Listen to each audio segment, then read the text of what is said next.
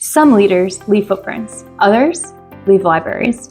You're tuning into the Authors on Mission podcast, where industry giants become literacy legends.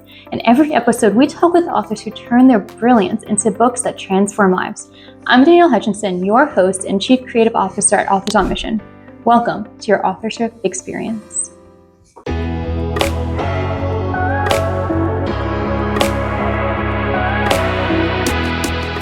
Hello, everybody. Welcome to Authors on Mission podcast, a podcast committed to delving into the top-tier insights and strategies employed by established experts to achieve success while inspiring authors. I'm your host, Danielle Hutchinson, Chief Creative Officer at Authors on Mission, and today we are thrilled to welcome the psychologist, author, and spiritual life coach, Cynthia Sue Larson. She has a physics degree from UC Berkeley, and Cynthia has spent over 25 years exploring the fascinating intersection of quantum physics, consciousness, and reality shifts. She's the author of several groundbreaking books, including The Mandela Effect in Society and Quantum Jumps.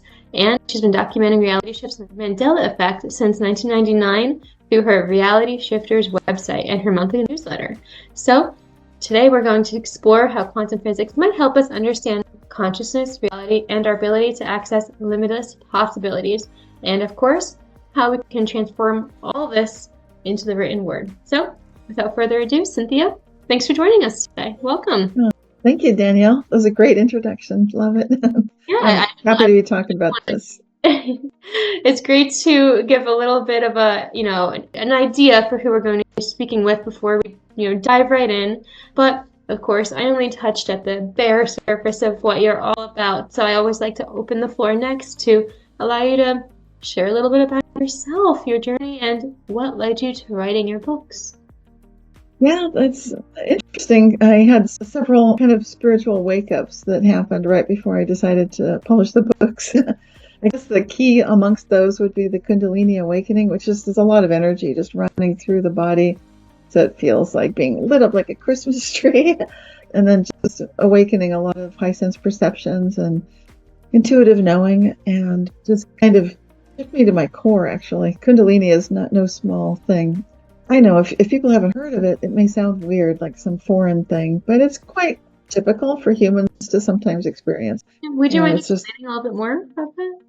Yeah, Kundalini, it's an Indian word which ties in with chakras, which are also from India, but they're in our bodies. Like I said, a perfectly normal process where there's an awakening of the energy within each of the energy centers.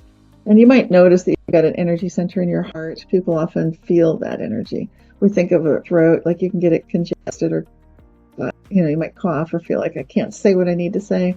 And so we have a sense of some of these things, but there's really a whole series of these chakras throughout the body. And in a Kundalini awakening, for me, it felt just like this rush of energy just flowing through me to the point that I couldn't sleep very easily. And I was awake at night, and I would sleep for a little bit, wake up.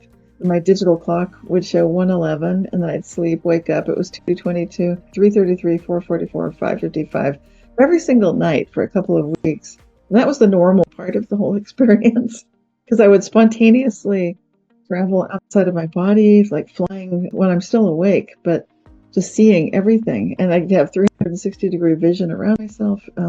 Those are some of the things that happened that were fairly easy to describe, at least. And then some of the things that are just so hard to describe, like that energy feeling and an awareness that was awakening. So all of that happened. And then I think I was sort of resituated back into my daily life, and it didn't feel normal anymore. At that point, I was a stay-at-home mom. I'd taken some time off from my corporate job, working as a project manager for Citibank. And so I'd been kind of doing normal things before this happened.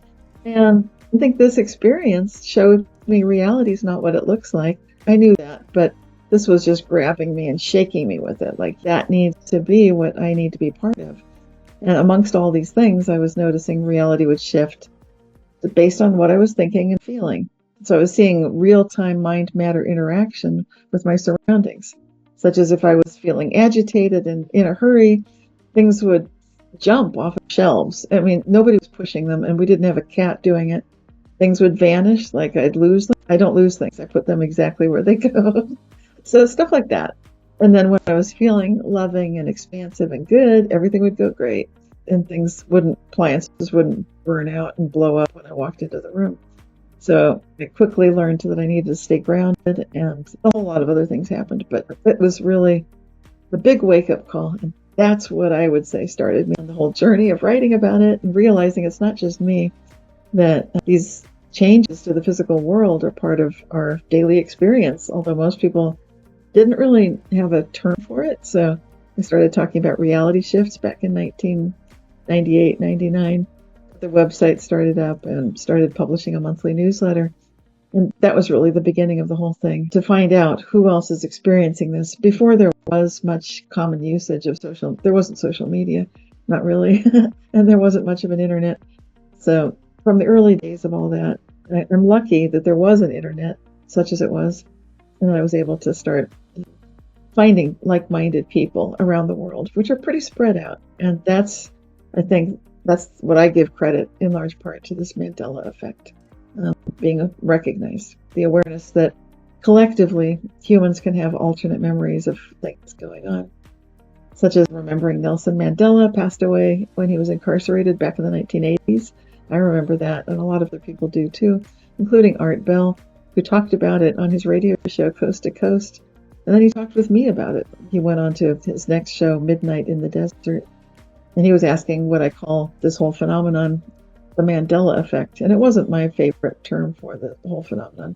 I said the specific thing where someone's dead and alive again, I would call it alive again, and I'd call all of these things reality shifts. But it doesn't really matter what we call it. The phenomenon is here, and more people are noticing it. Thank you for, explaining the whole journey that it took for you to write your book. I guess, in part because you've been experiencing these reality shifts for your entire life, I guess you could say you've kind of been chasing it from a very young point. So maybe the end goal wasn't the book necessarily, but more so finding the answers first and exploring. Is that what sort of, led you to UC Berkeley and, studying physics and quantum consciousness? Is it due to those reality shifts, or did it come after the fact? Was it the chicken or the egg? I guess I'm asking. Yeah, well, that's a good question. All my life, from early childhood up till choosing what to major in college, you're right, I did choose physics because it was the closest thing I could find that was close to consciousness studies back in the 1980s. So graduated from high school in the 70s.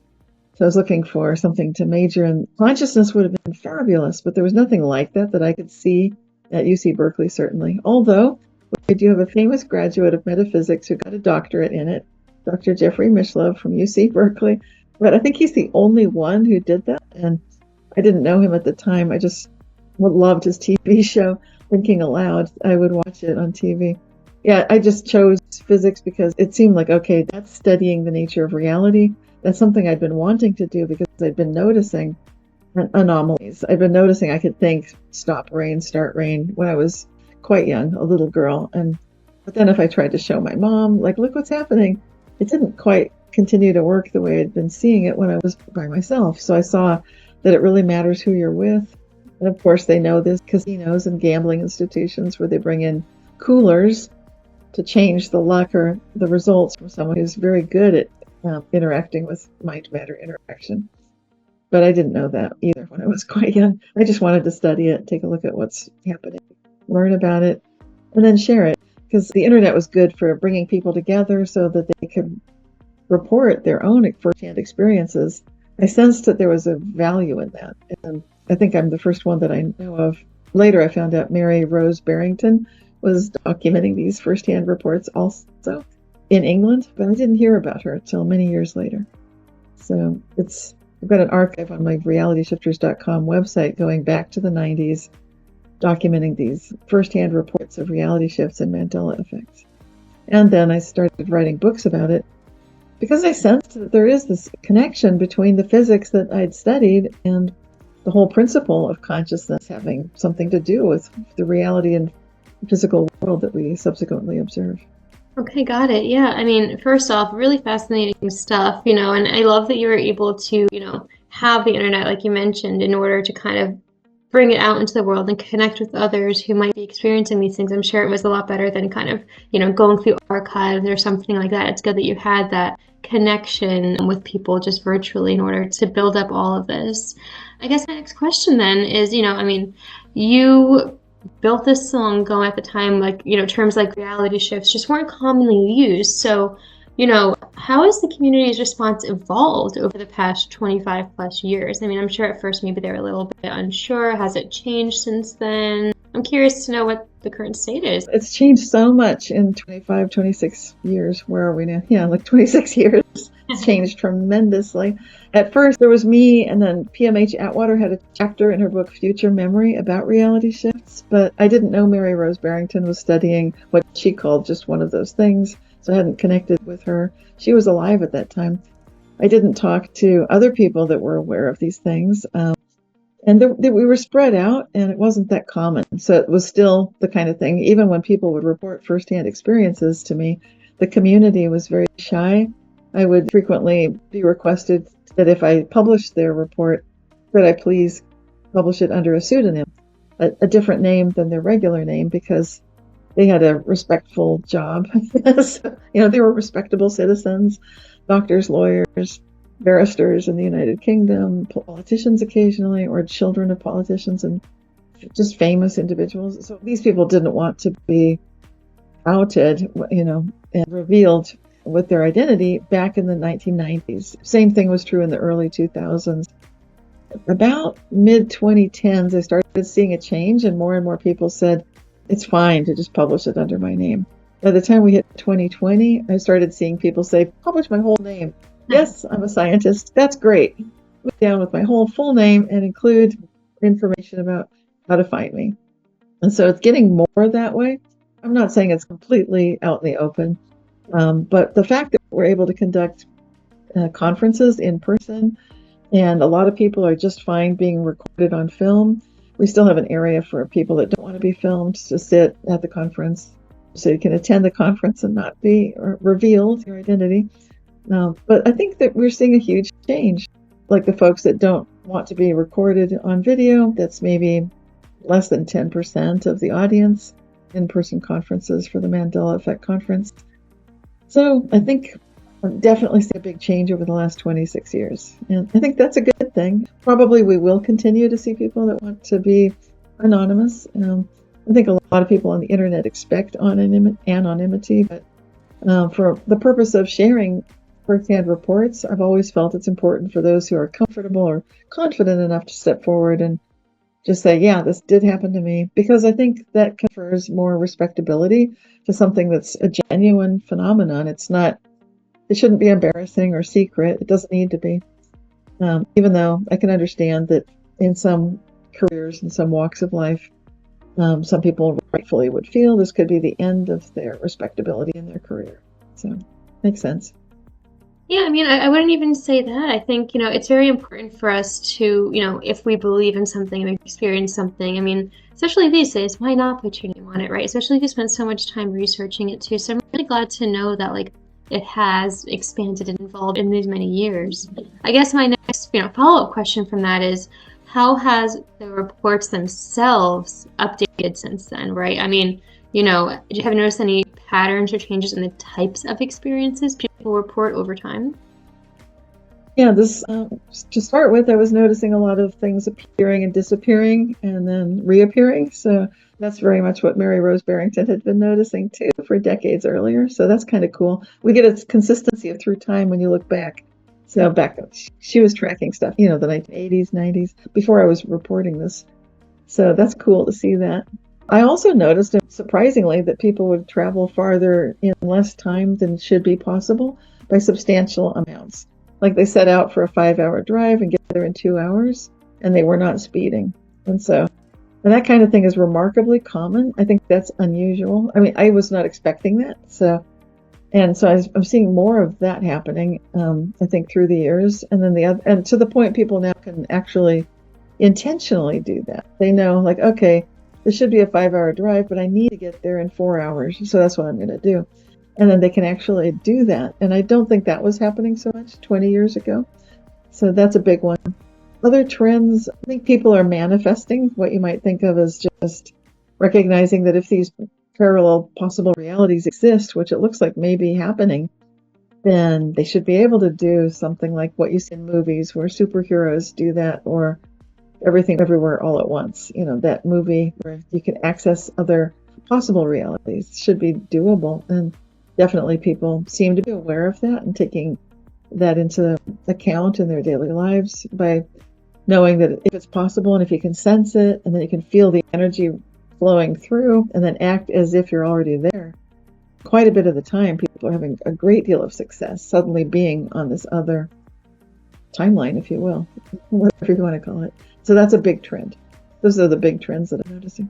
First off, this evolution of trends not only kind of gave me like a good idea for how things have changed over time, but now I also know a little bit of these examples of this. And wow, I mean, the idea of, shortening your driving time, I think anybody listening right now would love to hear more about that. So, I mean, even myself, I'm rushing to go to work and I make like a 40-minute drive or 20-minute drive if I go the right way, but not exactly, by manifesting it necessarily. But hey, I mean, if these kinds of tips are things that we could perhaps embody and learn and, experience ourselves, I mean, this is something we should all be checking out. I'm wondering if maybe this is a good transitioning point to talking about your books themselves, right? So, for example, I know your most recent book is about quantum jumps. So perhaps you can share a little bit about what the book's about, walk us through what, a quantum jump actually feels like, and, tell us a little bit about this.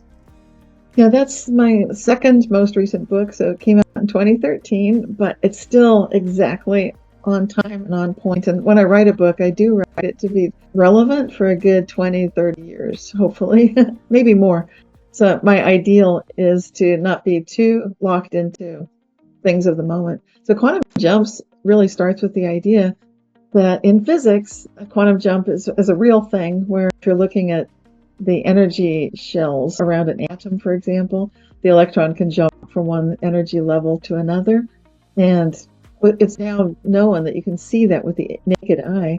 Researchers and physicists were able to observe a quantum jump of an electron, sort of just a little flash of light when it makes that kind of jump sometimes. And so it's visible, which is extraordinary.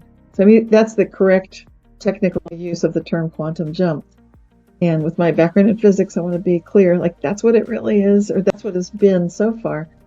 But we need a term to acknowledge that many of us are, human beings are capable of experiencing a radical change in, what's happening in our physical world from one moment to the next. We're noticing that we might have had some sort of a medical condition that's inexplicably gone away. And so that kind of an instantaneous remission of, for example, cancer or something can and does happen. So if that does happen, what's going on? So that was basically the nature of my exploration into that book, to find out what's happening and then just to study what were we seeing from scientific studies, which I think they're quite relevant even 10 years down the road now. We're seeing that the placebo effect, for example, is being studied by universities around the world and definitely in America to show that placebo, which means I shall please, is just like a saline solution in the arm, which is what in World War II, when the medical doctors ran out of medication, they did that. They needed to do something. They're doctors. They want to help. People had pain. They noticed, these medical field doctors noticed upon giving saltwater injections to the soldiers would often report improvement, quite a bit of improvement. And so that's where the placebo came into being. Then there were sugar pills and that kind of thing. But why does the placebo work? And the theory I'm positing in my book, Quantum Jumps, is it works possibly because we're capable of literally jumping from one reality into another. And I also explore how that looks like the way nature itself is working, with everything from the navigational skills of birds to the ability of photosynthesizing plants to process sunshine into their structure. Those things get kind of technical. Long story short, basically what I'm saying is these quantum phenomena that we think often would be constrained and basically designated only to the so-called quantum realm under the Planck level. What I'm saying is those things where you can expect bizarre phenomenon like teleportation, that definitely happens in the quantum level. I therefore suggest we should expect to see it in our macro scale lives, in our physical lives like you and me. And indeed we do. We see remissions of illness. There are stories of teleporting humans. A lot of the things that we see that's really spooky action at a distance in the quantum realm, there's evidence of it happening on the larger scale. And so that's what I explored in Quantum Jumps, that when we look into this, we can recognize we are essentially quantum beings. So we can take advantage of the way that we're thinking and feeling to literally experience a better life, where we're healthier, more prosperous, things are going better. And you can think of it kind of like choosing timelines by changing the way that we're thinking and feeling on the inside and experiencing things differently on the outside. Well, thank you for walking us through that. And I do know it wasn't one of your most recent books, so we're going to get to the next one, The Mandela Effect, pretty soon, which is also very interesting. I just wanted to, bring Quantum Jumps up because I think it kind of related a little bit to what you were talking about before about, manifesting the driving, all that a little bit, in terms of teleportation and stuff. I'm curious to know, our listeners today are probably wondering, how can I experience this themselves?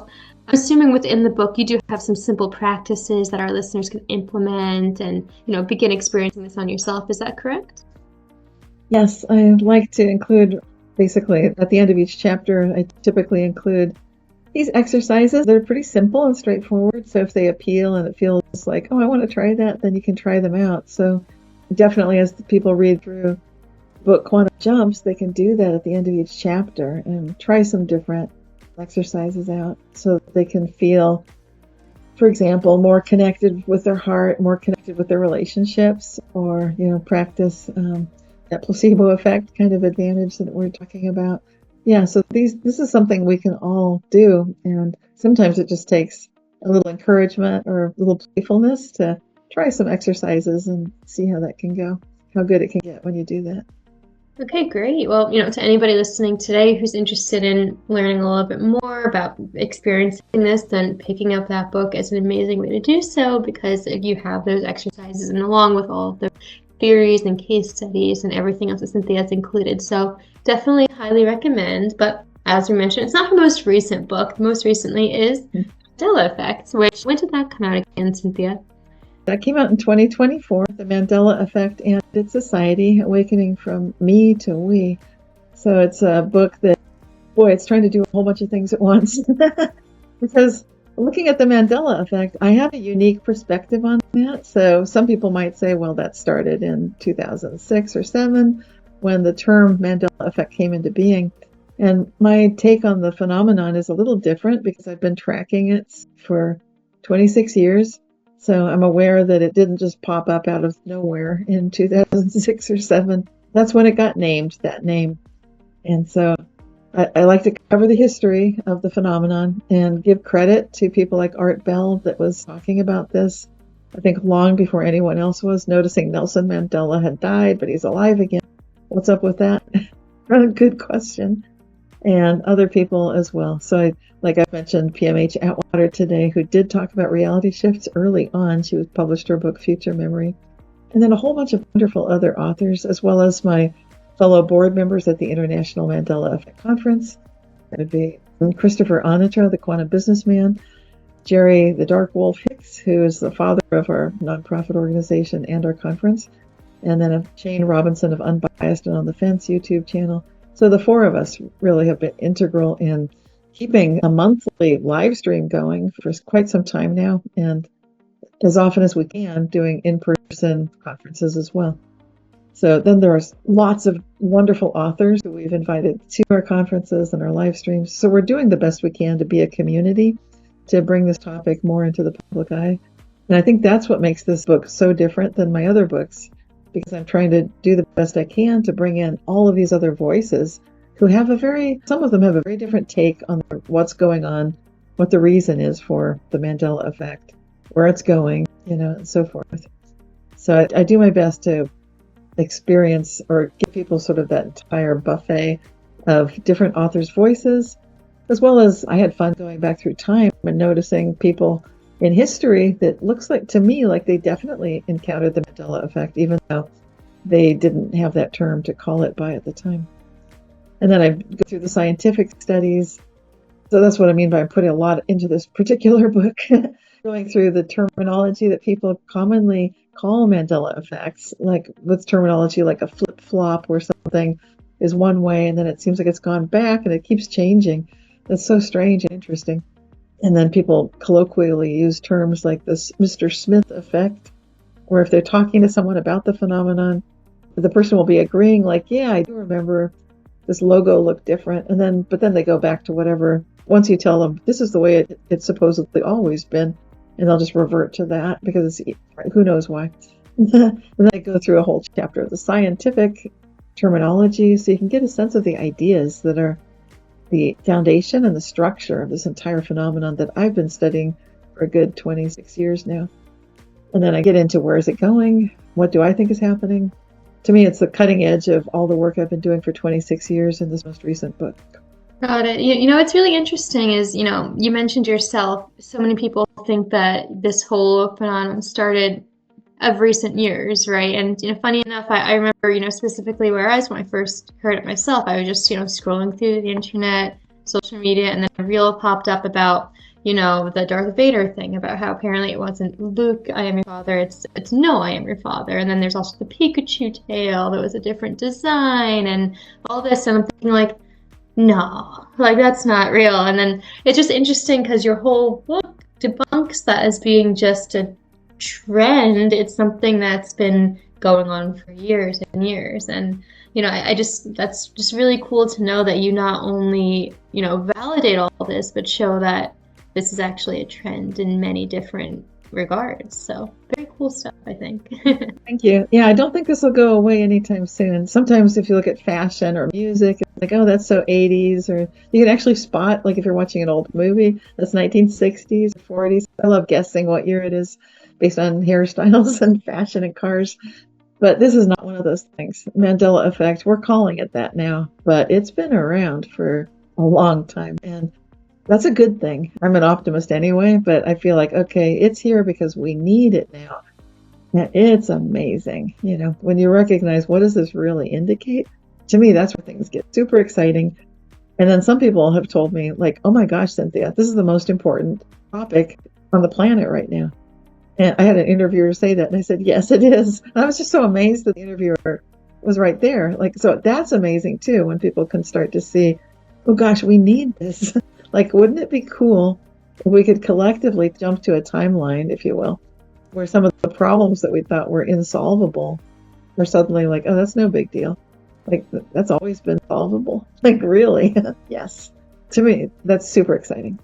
I guess, you know, my own personal instincts, I'm thinking like it sounds a little bit scary in a way that like these things are just changing. And I guess, you know, from your perspective, is it because of these sort of alternate, I guess you could say realities coming through? I know I'm not using the correct terminologies, but my first reaction, wait, like this is like scary to look at. So perhaps I'm sure your book allows us more perspective into that and more insight, something not scary. You're talking about it as it's something we can learn from and, you know, kind of maybe manifest ourselves. Perhaps you can give us a little bit more clarity, because to me, I'm like, wait, this is freaky. Can things just change anytime? Can you give us a little bit more information about this? Yeah, well, people notice the personal reality shifts most often. That would be where, like I talked about old, like a long time ago, Philip K. Dick talked about this and wrote about this. He's a great author. So he was talking about just being able to flip a light switch and you just automatically move with muscle and motor memory to move the switch, but it's in a different location. So that's something people most often notice, and that they know, like, okay, that really happened. And then the other time that they really know something changed is if they see a flip-flop where it might be a personal Mandela effect, or it might be something like, I think Chick-fil-A has changed a whole bunch of times. That's one special to America. One that's worldwide is the Rodin thinker statue. And if you remember, what is his pose? Like, where does he have his hand? Like, where is that?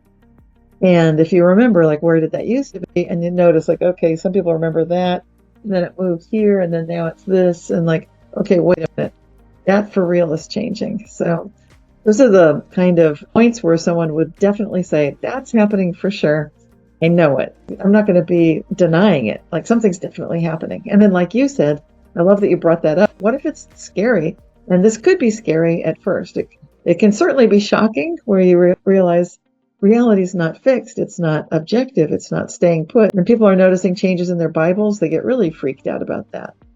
Which animal shall lie down with the lamb? Like, I don't know which one you remember. In the Bible, there's a passage. It's like a little child shall lead them. It's that little passage there.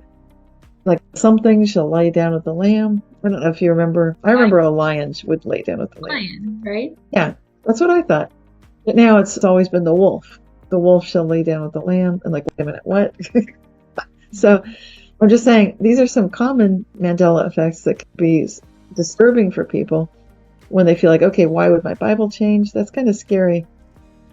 And I don't know why the Bible would change. I think whatever this phenomenon is definitely is designed to get our attention. To me, it doesn't seem like it's hurting us. Okay, it's true, people may feel hurt if their Bible changed. But when you look at what's actually happening, it doesn't seem to me to be outright evil. I know there are some people that are Bible scholars and they'd argue with me. They'd say, okay, Cynthia, there's some evil stuff in the Bible that didn't used to be there. Perhaps so. But I would recommend bringing in an attitude of how good can it get. This is a physics concept from John Archibald Wheeler, who brought us black holes and white holes. He brought us the it from bit concept. And this idea is the participatory universe.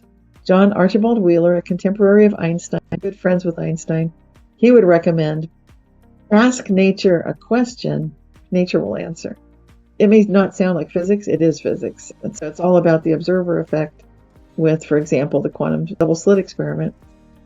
But anyway, long story short, I agree with that thinking. So when we ask questions that we would prefer to get the answer to, like how good can it get? And then when the Bible changes, probably, in my experience, you're going to see a lot more positive Bible changes. I'm not picking on people that have had unpleasant Bible changes. I'm just saying this is what I would do to remedy any kind of scary situation. These don't need to be scary. It can be just this whole series of miracles.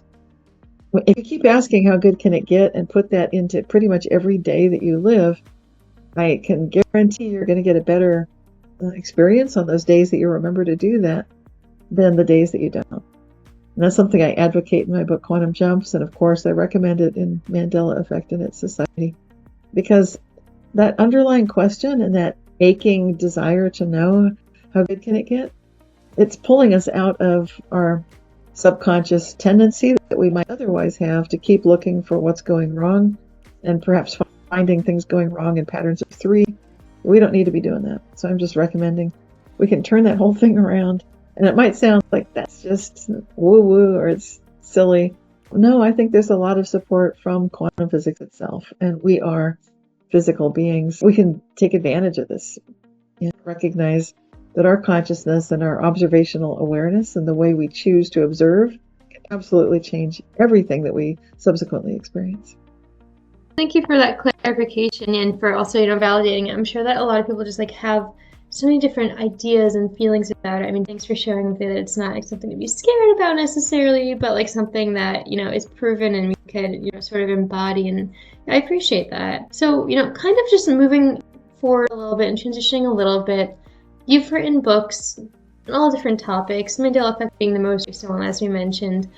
I'd like to kind of transition into more of the writing process because, as you know, we are the Authors on Mission podcast. So, there are a lot of aspiring authors out there who are in fields similar to your own, who are interested in similar topics and could really benefit from some writing tips from you, I believe. For one, you really seem to value attributing work to other scholars and other writers. So I think that's something that we can offer some guidance on because maybe a lot of authors aren't sure exactly how to do it or how to approach that. How do you make sure that everybody's included and you're validating it? Now, what's your approach when it comes to citing other sources? Well, intention matters. So if you start off with that intention to do that for good reasons, that'll help. And then be easy on yourself if you leave someone out and think that invariably can happen. That's something you can then, if you see that person or that contributor that could have been part of that book and wasn't, that's happened to me, then let them know and give them a copy of the book and say, I'm definitely mentioning you everywhere, and I do that. Sometimes that happens to me because there's been a reality shift, and I've told that person, you didn't exist at the time I wrote this book. So I've seen some weird stuff. But when I started off, it was such a good question because I didn't know how to do the fair use attribution of quotes, and I had to look that up and see what the legalities are. If I wanted to include something, can I include artwork like a cartoon? And with permission, I could, but if they don't give permission, then I can't. And so that's pretty obvious. But I do like to do attributions. I like to make things inclusive because I believe that we're all pulling together. And so if you start noticing that you're not competing so much with other authors, but instead you're bringing your unique voice and your own unique message out to the world in a way that is absolutely needed. I think a lot of authors may not value ourselves fully, and it's good to start valuing yourself and realizing, oh, I am needed, and other people will probably be reaching out to me the way I'm reaching out to them.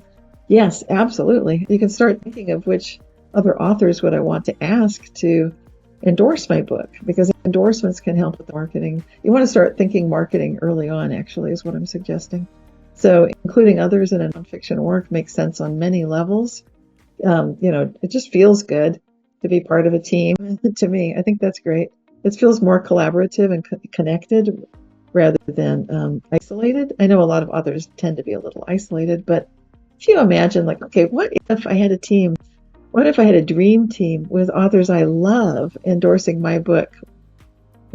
There's no harm in asking. And once you get the book to a certain point, like it's 85, 90% done, it's a good point to send it out and say, would you consider writing a few words for this book? I'm planning to publish it by such and such a date. So it's very exciting to do that, a little bit nerve-wracking, but it's a good practice. And then if it's a fictional work, I did write one fictional young adult novel. That one's very different because I'm not attributing anything to anybody.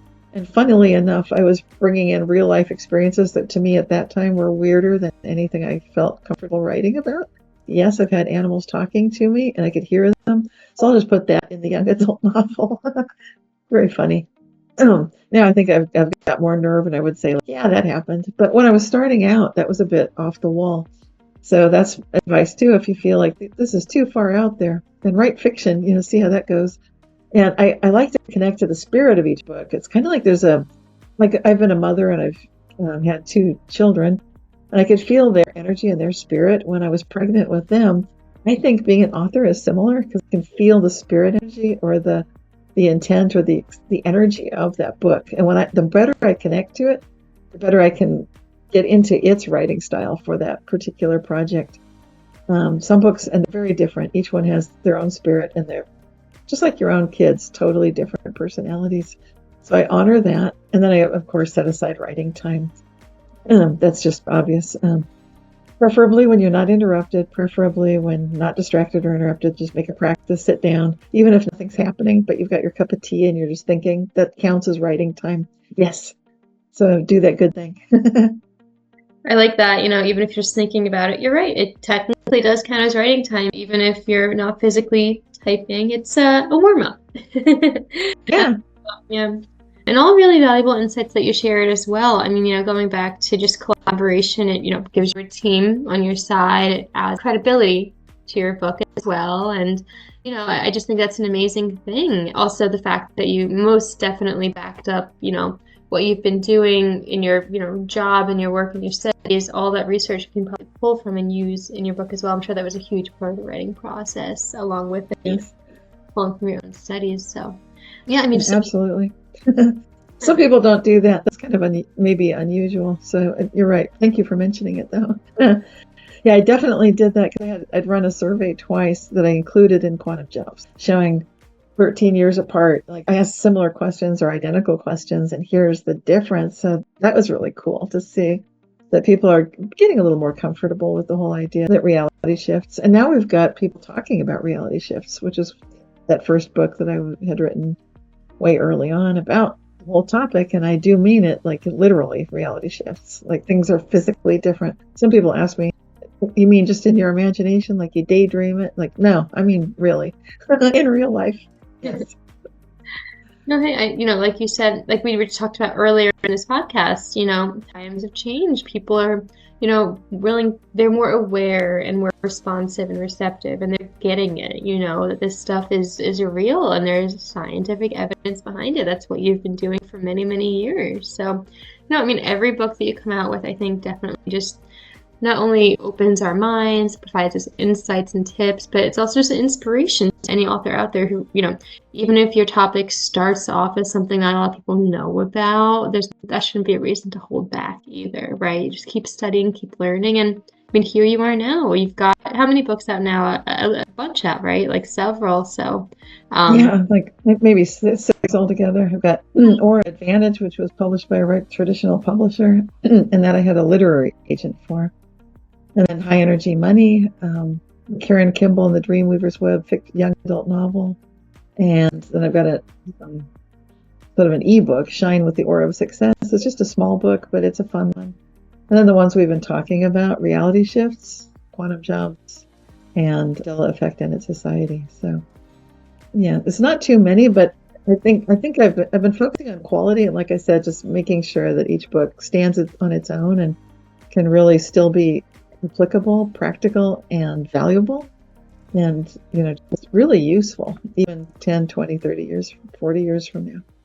Yeah, and that's another tip you've mentioned a couple of times in the show too that all of our listeners should be holding on to as well, is that making sure your content is somewhat evergreen, that it's at least going to be relevant 10 years down the line, if not forever, right? Like I think a lot of what you're talking about will still be relevant many, many years from now. It's already been on for so long, so it's not going to just stop. So, but, kind of branching off that, you have many books under your belt, like we just mentioned. What's next on your radar? You're already doing your newsletters, your books. What's next for you, Cynthia? Well, I'm involved with the nonprofit organization I mentioned, which is the International Mandela Effect Conference. So we're constantly bringing out new content, new events, and so we're working on that. I'm doing a live event in August in 2025 with Paula Harris.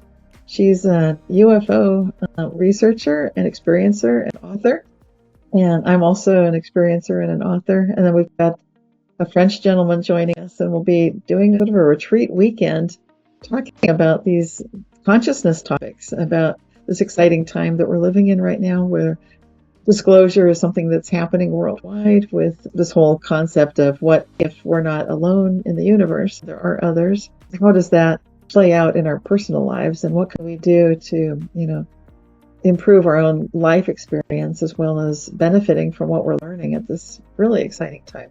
So I think that's pretty remarkable, and it gets into some of the things I'm thinking about that I think I will probably write a book about these ideas, but I keep waiting for the ideas. What I look for is when history changes to bring things out that I can now talk about. I know that may sound really weird, but you may wonder, what am I looking for? I'm looking for evidence of levels of conscious agency from people like Carl Jung, Rudolf Steiner, the kind of people that would have talked about these things, who so far, as yet, haven't yet found that. But I know this may sound wacky, but this is exactly what I'm doing. Looking for in the past, when that starts showing up, then I'll know it's time. And then I will actually start moving. Then I'll feel like, okay, that book is here. It'll have that spirit energy I've talked about, and I'll be moving forward with how do we work with our heads, our hearts, and our guts. These are levels of conscious agency within ourselves. And this is how I work with clients too, on an individual basis. But there are higher levels of our collective higher consciousness and our collective subconscious. And I think we can see we're moving into collectively as humanity approaches artificial intelligence being so amazingly powerful. And we're seeing evidence with the UFOs. The government's reporting to us that they clearly had artificial intelligence capabilities. So we're getting the artificial intelligence, whatever they're calling that term. I forget the word for it. I can't think of it right now, but it's like the word's evading me. But there's that moment when artificial general intelligence is so powerful on its own that how will we be working with it? That's a huge question.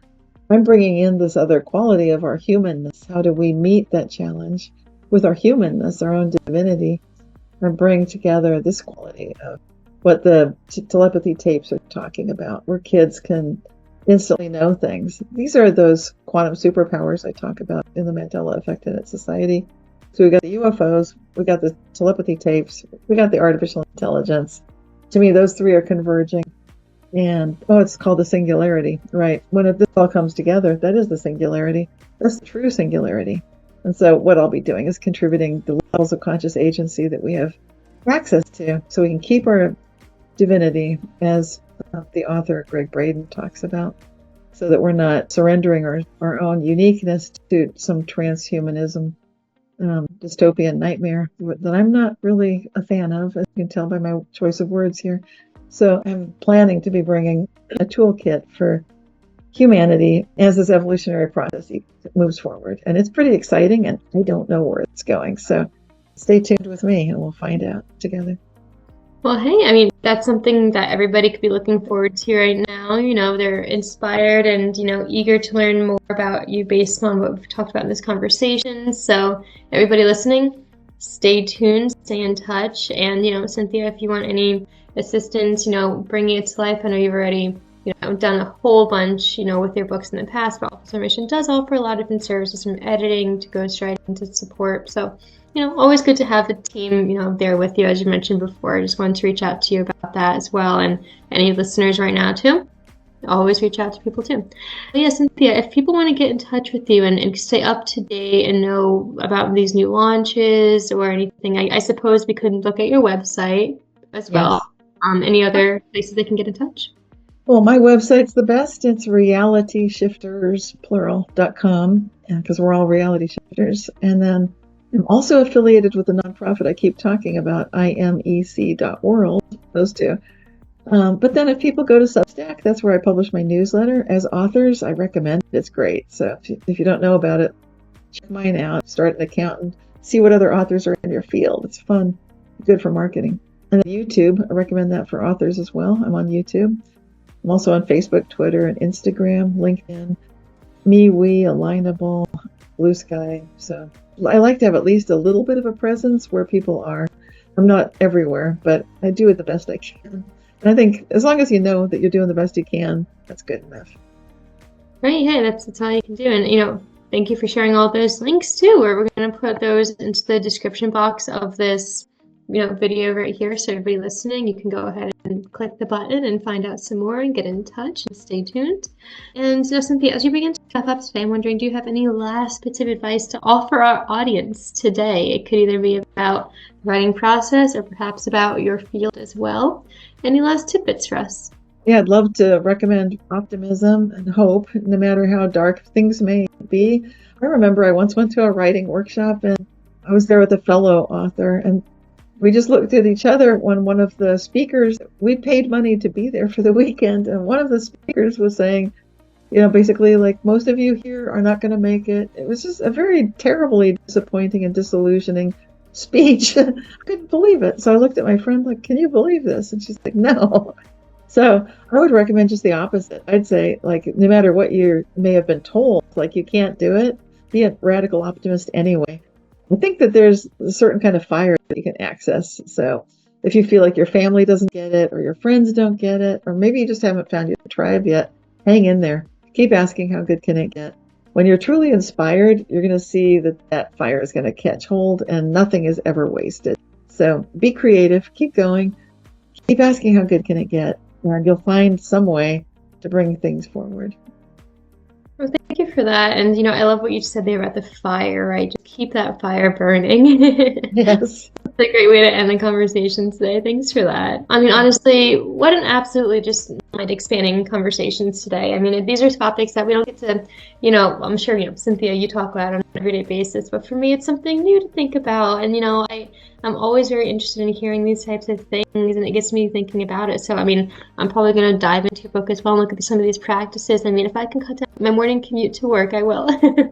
Just kidding. But there's a lot more to it, of course. And everybody listening, really embody this. Check out the links in the description box and learn more about Cynthia Cynthia's work in her books. They offer fascinating perspectives about quantum principles and how it might be operating in everyday lives. Connect with Cynthia through her websites and links. And remember, here at Authors on Mission, we don't merely discuss authors and accomplished entrepreneurs, but we immerse ourselves in their world, crafting best-selling books, staying ahead of the curve in business trends. Our goal is to empower you with the knowledge and confidence to become an expert in your own right. So if you enjoyed this episode, please can check out our others and also check out Cynthia's work as well. And in the meantime, keep inspiring, keep leading, and keep writing. That's all for now. Have a great day. And Cynthia, thanks again for joining us. Thank you so much. This is Danielle Hutchinson reminding you that somewhere, someone needs the book that only you can write. Visit authorsonmission.com to start your legacy. Until next time, keep leading, keep inspiring, and keep thinking in chapters. Have a great day.